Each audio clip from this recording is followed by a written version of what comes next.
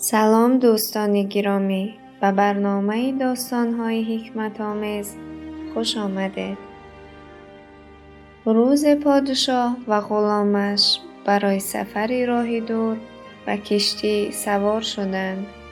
همین که کشتی به دریا رفت، غلام چون اولین بار بود که دریا را می‌دید، بی‌تابی و گریه‌وزاری کرد.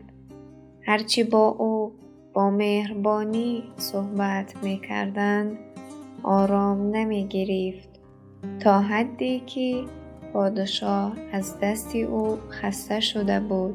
مرد دانایی به پادشاه گفت: اگر اجازت بدهی من می‌توانم این غلام را آرام کنم. پادشاه گفت: اگر این کار را انجام دهی لطف بزرگی در حق من کرده ای. شخص دانا به کارگران کشتی گفت که غلام را به دریا بیاندازند. وقتی غرق شد و چند بار در آب بالا و پایین رفت، او را بیرون آورند. غلام از آن بعد گوشه‌ای نشست و دیگر ناآرامی نکرد.